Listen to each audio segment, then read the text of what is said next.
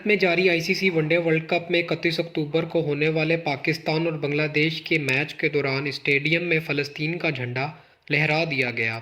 News website Indian TV के मुताबिक गुज़िश्ता रोज़ कोलकाता में खेले गए पाकिस्तान और बांग्लादेश के मैच में फ़लस्तीन का झंडा लहराने पर पुलिस ने 4 अफराद को हिरासत में ले लिया। रिपोर्ट्स के मुताबिक ईडन गार्डन स्टेडियम से हिरासत में लिए गए अफराद में से 2 अफराद का ताल्लुक झारखंड से है और जबकि 2 कोलकाता के ही रिहायशी हैं। भारतीय पुलिस का कहना है 2 अफराद को गेट नंबर 6 से जबकि दीगर 2 अफराद को ब्लॉक G-A से हिरासत में लिया गया।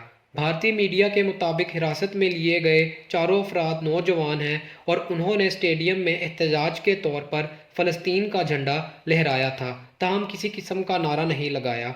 कोलकाता पुलिस ज़राए के मुताबिक इब्तदाई तफ्तीश में ये बात सामने आई है कि चारों अफराद जिनकी उम्रें 20 साल हैं, गज़ा में हमास के ख़िलाफ़ जारी जंग में इसराइल के ख़िलाफ़ एहतजाज कर रहे थे।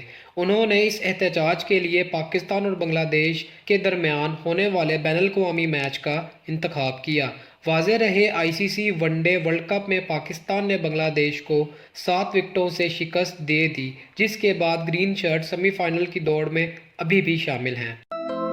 मज़ीद ऐसी वीडियोस देखने के लिए हमारे चैनल को सब्सक्राइब करें और बेल आइकन को दबाना न भूलें।